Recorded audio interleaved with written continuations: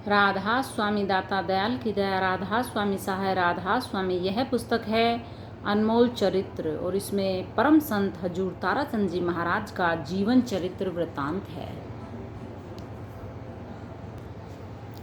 अभी तक हमने इस पुस्तक के 251 पेज आप लोगों तक पहुंचा दिए हैं। आज हम पढ़ने जा रहे हैं पेज नंबर 252 से।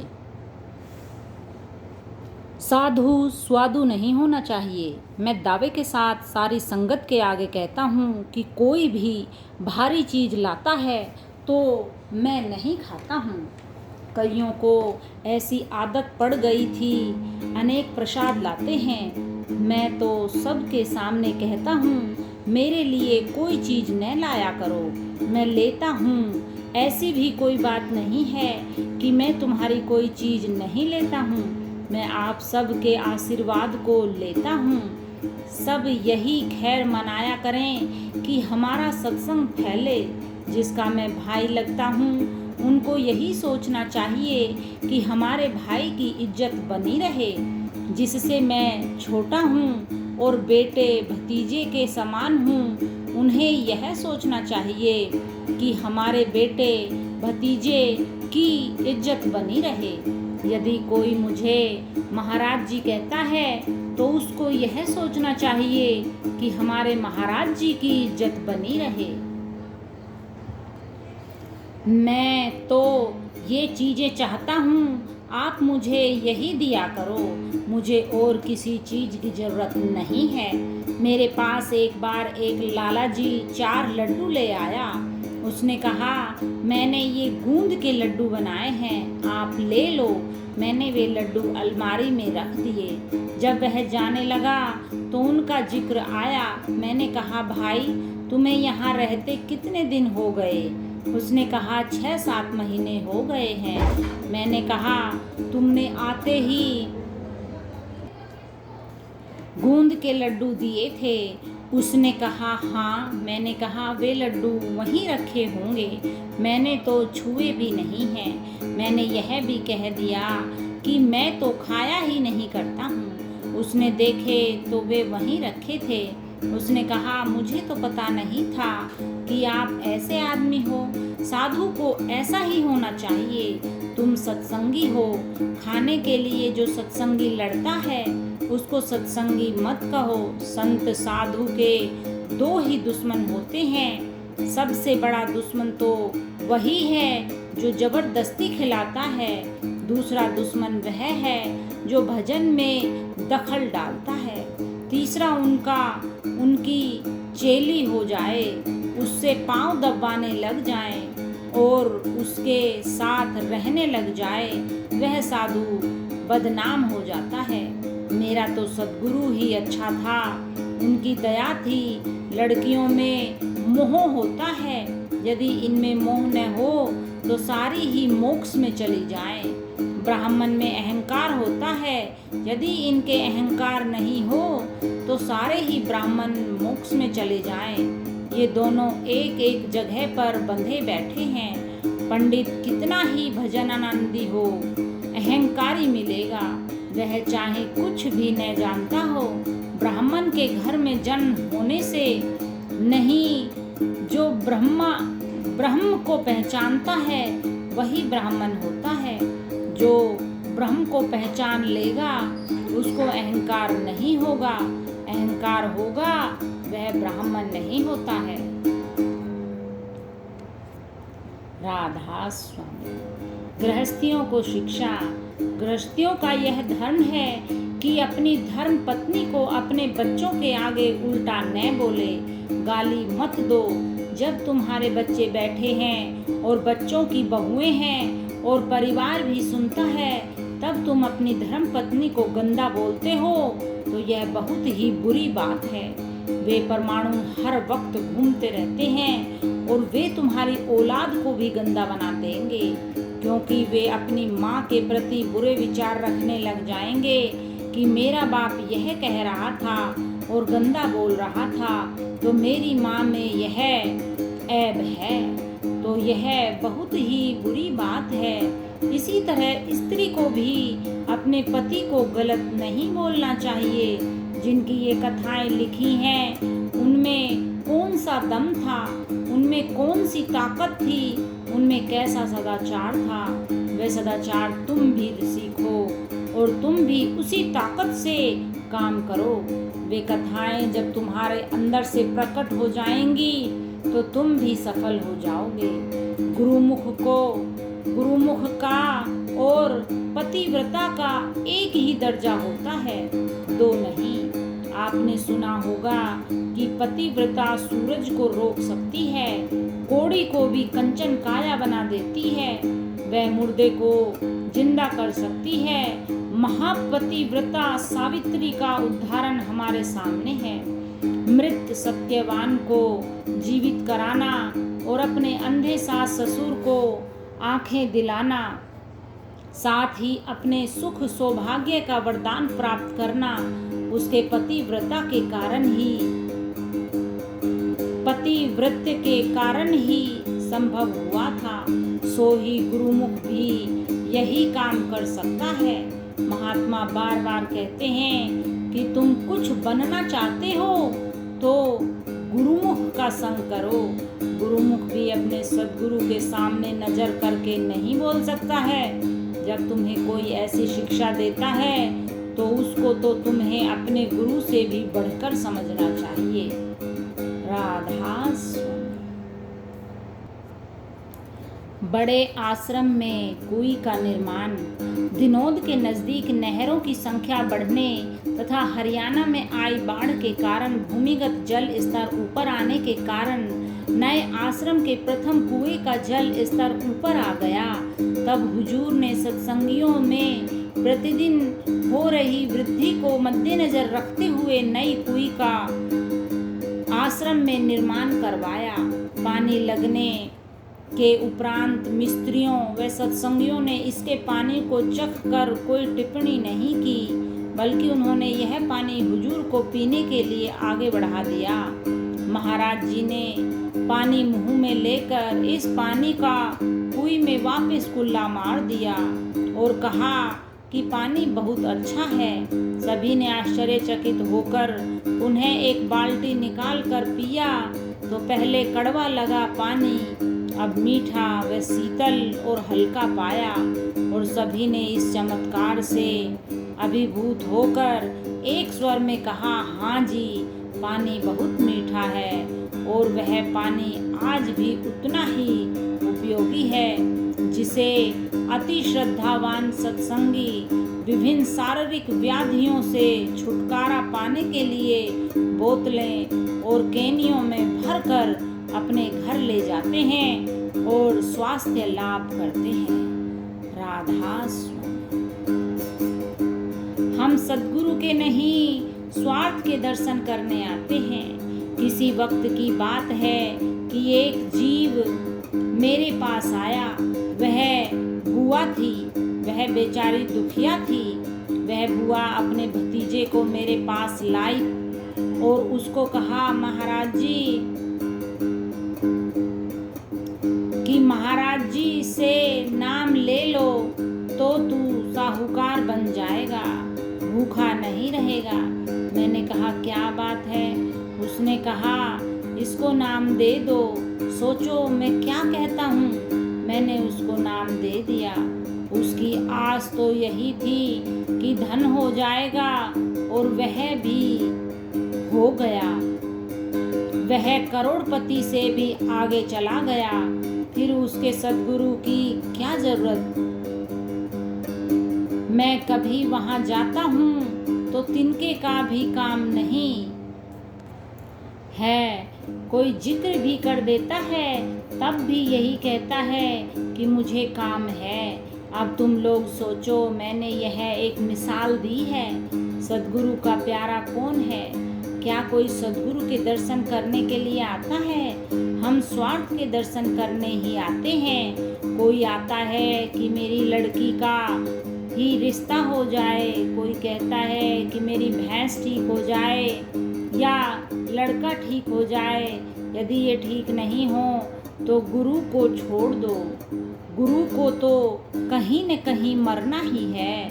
तुम देवी देवताओं को पूजते हो, तुम्हारा कभी कोई मर जाता है तो क्या तुम उनको छोड़ देते हो?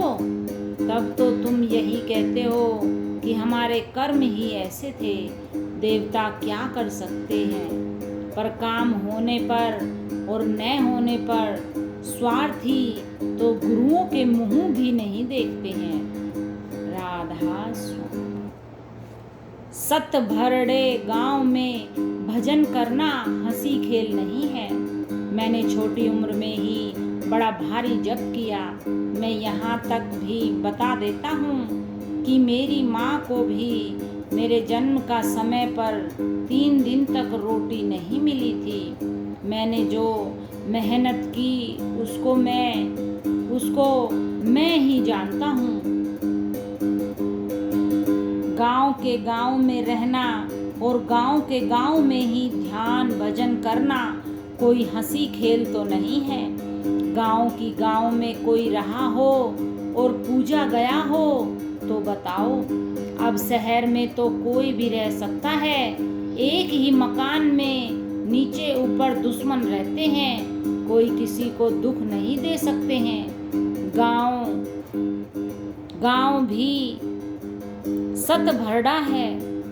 फिर मेरा कोई रोब भी नहीं था, न तो रूपवान ही था, न ही मैं कोई विद्वान था, पैसे वाला भी नहीं था, बेहद गरीब हालत थी।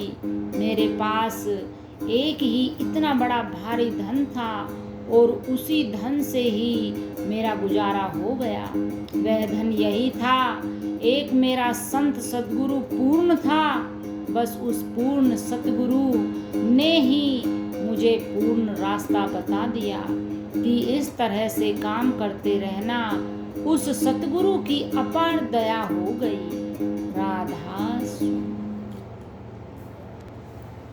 रेवाड़ी के सत्संगी द्वारा दुख मांगना। एक भाई मेरे पास आया और रोने लग गया। उसने मेरे पांव पकड़ लिए। जब वह रोने लगा तो मैंने पूछा क्या बात है। उसने कहा मेरे ऊपर दया कर दो। मैंने पूछा क्या दया करूं? उसने कहा आप मुझे एक दान दे दो। आप मुझे सुख न देना, दुख दे देना। मैंने कहा जब तेरी यही बात है और तेरा दुख से इतना ही प्यार है तो जाओ, मैंने तुम्हें सुख भी दे दिया और शांति भी दे दी, और तू जो भी काम करेगा वह काम भी बन जाएगा। पर मेरी एक बात याद रखना, बस ब्रह्मचर्य का पालन करना। तेरे पास औलाद भी काफी है। महाभारत के युद्ध के बाद पांडवों को राज्य मिल गया, अर्थात जब सारी चीजें मिल गई तो कृष्ण जी ने माता कुंती को कहा बुआ तू मांग क्या मांगती है? उसने कहा कृष्ण क्या मांगू? कृष्ण ने कहा जो तेरी इच्छा हो कुछ भी मांग ले। कुंती ने कहा बेटा मुझे तो तू दुख ही दे देना। कृष्ण ने कहा अरे बुआ तूने तो सारी ही उम्र दुख में काटी है और अब भी दुख ही मांग लिया। कुंती ने कहा हाँ, जब मेरे अंदर दुख रहा तभी तो मैं तुझे याद करती रही। तू हमारे आगे खड़ा मिला, हमारे ऊपर अनेक दुख पड़े तब हम तुझे याद करते हैं। अगर दुख नहीं होते तो मैं तुम्हें कभी याद नहीं करती, इसलिए ही तुझे याद करती हूँ। तू मुझे दुख देते रहना और सदा की तरह आगे खड़े मिलना। राधा स्वामी। दुख में सुमरन सब करे, सुख में करे न कोई। जो कोई सुख में सुमरन करे, दुख काहे को होए। राधा स्वामी। हुजूर रात को टॉर्च लेकर बार बार संभालते थे। हुजूर महाराज जी स्वयं प्रतिदिन रात 6-7 घंटे ध्यान भजन करते थे। सच्चे सद्गुरु का आभा मंडल उनके पास रहने वालों को ध्यान भजन के लिए स्वतः प्रेरित करता है। हुजूर स्वयं 2 घंटे से अधिक कभी भी नहीं सोते थे। वे अपने सत्संगों में यही समझाते थे कि सच्चा साधु छटाक या आधा पाव से अधिक नहीं खाता है और 2 घंटे से अधिक नहीं सोता है, क्योंकि भोजन और भजन का तो सदा से बैर है। उनका जीवन इसी कसौटी पर कसा हुआ था। रात को किसी भी समय वे जिज्ञासावश अपने शिष्यों को अपने हाथ में टॉर्च लेकर 2-2, 3-3 बार भी संभाल लेते थे कि कौन ध्यान में बैठा और कौन घोड़े बेचकर सो रहा है। सच्चे सद्गुरु अपनी संभाल से आश्रम वासियों को ही नहीं अपितु आश्रम की गौओं को भी इसी तरह से सुखी रखते थे। राधा स्वामी। भ्रम दूर हो गया तो बड़ी खुशी की बात है। मेरे गांव में एक पुराना सरपंच था। उसने कहा कि भगत, मैं आपसे एक बात पूछता हूँ। भाई, मैंने यह राधा स्वामी नाम नया ही सुना है, आज तक नहीं सुना था। ये भागवत, वेद, रामायण और गीता में भी नहीं है। मैंने कहा कि चाचा, क्या आप वेदों की चीज़ों को ही मानते हैं? उसने कहा हाँ। मैंने कहा कि जो वेद में नहीं है उसको फिर नहीं मानेगा? उसने कहा मैं उसको नहीं मानूंगा। मैंने कहा वेदों में तो राम और कृष्ण भी नहीं हैं। उसने अचंभे से कहा क्या यह सच है? मैंने कहा मेरे पास में ये वेद हैं, तू सारे पढ़ ले या पढ़वा ले। जो चीज़ पहले बनती है तो वे जो पीछे वाले हैं उनके नाम को नहीं लिख सकती हैं। जो अब आगे हैं, इससे पहले जो भी हुए हैं उन सब के ही नाम लेते हैं। आगे जो कोई होगा तो उसका नाम कोई भी नहीं ले सकता है। सो चाचा, वेद पहले बने थे और वेदों में स्वामी स्वामी नाम हर एक ही श्लोक यानी ऋचा में है। स्वामी स्वामी आएगा, राम नहीं आएगा। वह तो त्रेता युग की रामायण में ही है। रामायण में कृष्ण भी नहीं है। उसने कहा नहीं, कहीं नहीं है। और भगवत गीता में राम कहीं भी आ जाएगा, अगले अवतारों का नाम नहीं आएगा। वे वेदों के बाद में हुए, इसलिए वेदों में राम कृष्ण का नाम नहीं है। वेदों में नरसिंह भगवान का नाम नहीं है। इनके नाम इसलिए ही नहीं है क्योंकि वेद पहले बने थे, पर वेदों में जगह जगह स्वामी स्वामी आता है। आर्य समाजी भी गाते हैं, स्वामी तेरा आसरा करियो बेड़ा पार। उसने कहा कि भाई, आज मेरा भ्रम दूर हो गया। मैंने कहा भ्रम दूर हो गया तो बड़ी खुशी की बात है। यह राधा स्वामी नाम है। यह सृष्टि से पहले भी था, अब भी है और आगे भी रहेगा। राधा स्वामी। कोई महात्मा यह कहकर तो दिखाए, मैं अपना मुंह काला करके दूसरे का मुंह काला करता हूँ। मेरे मन में एक दिन ऐसे गंदे विचार आए कि मैं उन विचारों को रोक ही नहीं सका। मेरे अंदर इतना ख्याल आया कि क्या कहोगे। फिर गुरु महाराज जी की दया थी, जो उन्होंने कहा था कि अकेली औरत से कमरे के अंदर बात न करना। मैं बेधड़क होकर कहता हूँ कि यदि मैं अकेली औरत से कमरे के अंदर बातें करता मिल जाऊं तो तुम मेरा मुंह न देखना। यदि ऐसा करने पर तुम मेरा मुंह देखोगे तो तुम्हारा 7 पीढ़ियां गिर जाएंगी। कोई महात्मा यह बातें कहकर तो दिखाए, शरीर कांप जाता है, ऊपर से कुछ कहते हैं और रात को स्वप्न दोष हो जाता है। इसी कारण से तो इनकी रिद्धियाँ सिद्धियाँ भी खत्म हो जाती हैं और इनकी करामातें भी खत्म हो जाती हैं। फिर बेचारे भजन कैसे करेंगे? संत मत में तो 2 ही चीज़ें हैं और ये दोनों ही गुम हो जाती हैं तो फिर कुछ भी नहीं बचता है। यदि वे स्थूल परमात्मा को बर्बाद कर देते हैं तो फिर उन्हें चेतन परमात्मा कहाँ मिलेगा? स्थूल परमात्मा तो ब्रह्मचर्य का पालन ही है। फिर यदि तुम्हारे अंदर थोड़ी सी भी कमी आ जाए तो मेरे पास आ जाना। मैं स्त्रियों को भी यही कहता हूँ, जिस दिन तुम्हारे अंदर गिरावट आ जाती है तो मुंह काला हो जाता है। मेरे सद्गुरु का हाथ मेरे सिर पर था, मेरे ऊपर सद्गुरु की अपार दया थी, इसलिए ये बातें बेधड़क होकर आप लोगों को कहता हूँ। राधा स्वामी, मैंने यह नहीं कहा तू अपने गुरु को छोड़ दे। जो दूसरों की श्रद्धा तुड़वा देते हैं मैं उनको अच्छा नहीं कहता हूँ। मेरे पास बहुत आदमी आते हैं, मैंने आज तक किसी की श्रद्धा नहीं तुड़वाई है। जो श्रद्धा तुड़वा देता है वह पाप ही खरीदता है। मेरा एक पुराना सनातनी सत्संगीत है, वह महाराज भावानंद के साथ का है। जब वह मेरे पास आया तो उसने कहा मैं नाम लेना चाहता हूँ। मैंने कहा तू तो पुराना आदमी है, फिर वेदांत तो बहुत ही बड़ी चीज है, वेदांत को ही समझ ले। उसने कहा मैंने सब समझ लिया है, मुझे तो शब्द का ही भेद चाहिए। मैंने पूछा क्या उन्होंने शब्द नहीं बताया है? उसने कहा नहीं।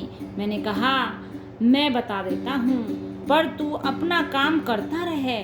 मैंने उसको यह तो नहीं कहा कि तू अपने गुरु को छोड़ दे, मैंने यह भी नहीं कहा कि तू अपने काम को छोड़ दे। वह 90 वर्ष का हो चुका है, तगड़ा भी है, सूरत शब्द का अभ्यास करता है इसलिए तगड़ा है, नहीं तो वह बहुत पहले ही गिर जाता। नाम लेकर वह वापस चला गया। तब भावानंद जी ने पूछा तुझे क्या मिला? उसने कहा मुझे शांति मिल गई है। उन्होंने कहा वाह ठीक है, काम करते रहो। अरे कहीं भी जाओ जहाँ शांति नहीं मिलती है वहाँ मोक्ष का मुंह नहीं देख सकते हैं। जिस सतगुरु के पास शांति नहीं है उसके पास मत जाओ। शीतल हृदय संत का शीतल बोले बैन, दर्शन से सुख उपजे शीतल उसके नैन। राधा स्वामी। आज इतना ही। Comment, like, share and subscribe. Thanks for watching.